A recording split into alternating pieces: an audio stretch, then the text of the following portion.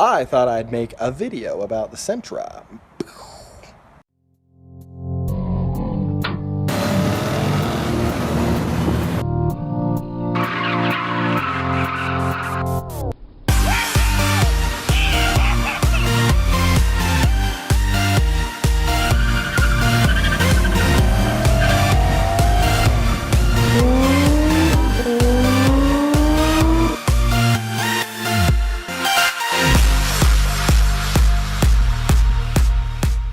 I'm gonna kind of go over what's been done to it. So I originally bought the car for $900. I left a note on it while I was truck driving. I was here in Salt Lake City driving my Mustang around, actually, which is over there. But yeah, I saw the car while I was running around doing some errands, and I thought it looked good. I looked around it, poked around, nobody saw me, so I left my number on it, and the dude contacted me. He wanted $1,000. I got it for $900.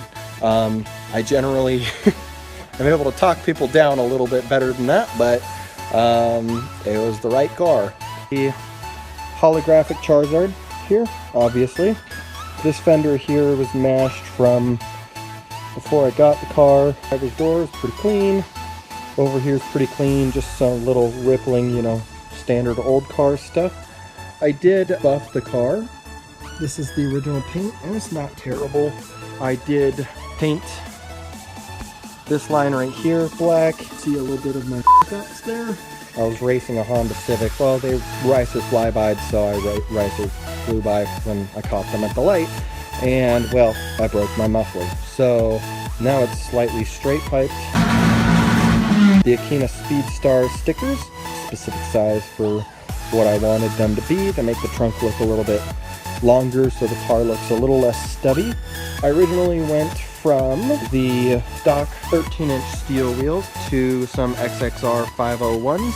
Then I lowered the car. I put it on TDM coilovers. Now the car is obviously not on XXRs. Now the car is on Koenig heliums. It's got Neo Chrome Amazon special lug nuts and matching valve stem cap. It has BF Goodrich G-Force Sport Comp 2 tires. I'll show you some of the underhood stuff. This is a GA16DE engine. It's a 1.6 liter. You can see over here we've got the camber plates on the coilovers. I traded out a bad battery that I had and moved this one's good battery into a different project because I saw this green top sitting at Pick and Pull. So I picked that up for pretty cheap, saved me a lot of weight, like 20 pounds. I did get this eBay just special. It said gold battery terminal, and I actually think the thing is solid bronze, but yeah, it's pretty sharp. It works for, you know, getting everything taken care of and plugged into the right spot. There is wiring for the audio. We also have the yellow line here. That is a direct line from the battery to the stereo. In here, oh wow. So brings me to my next point. Oh, that's hot. I just replaced the alternator. That's the first issue this car has had. Since I got it with 143,000, it now has 155,000 almost.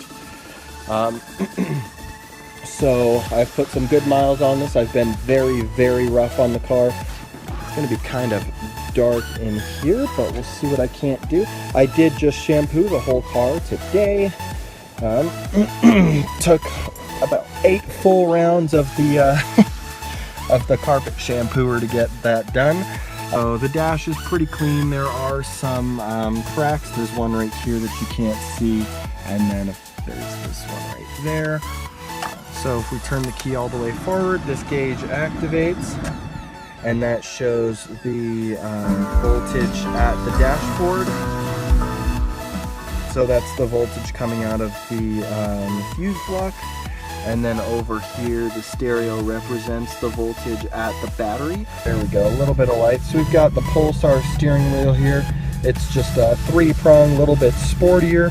I believe this is the same one as an S13. On the gauges, the bezel, which was a chalkboard kind of gray, has actually been painted gloss black. The gauges have been overlaid with gloss clear vinyl that tints as well, so all gloss black in there. Over here we've got the TDM badge kicker sticker, and I'm sure you guys have been wondering what that giant tube is in the back of my car. That tube is the port.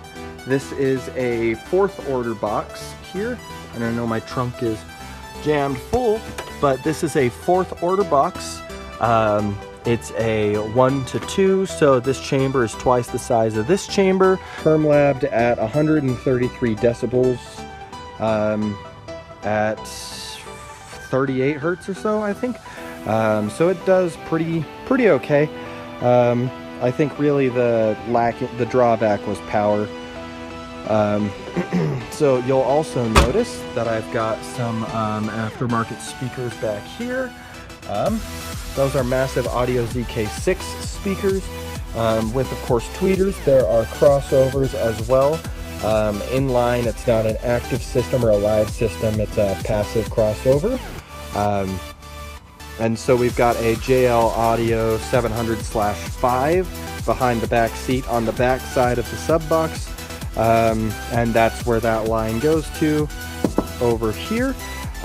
We also have full runs of 12 gauge wire that run from the amp to the crossovers and from the crossovers to both the tweets and mids.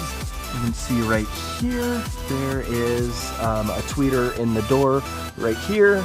It was really hard to position for awesome audio purposes, but I did shave the hole on the inside of the speaker cover out so we could accommodate the larger 6.5 inch woofers and make some good noise.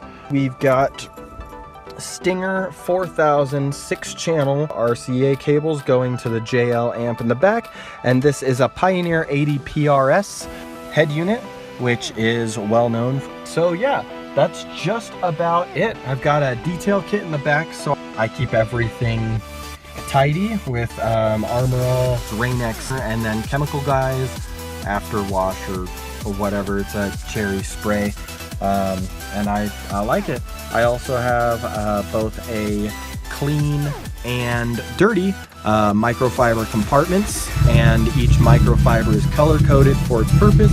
That way I can't mess it up. So anyways, that's all that there is with my Sentra. It's just a fun little boy. It does pretty all right. I do enjoy this car. Anyways, that's the breakdown of my Sentra. Thank you so much for watching. Remember to like, subscribe, and hit that bell button.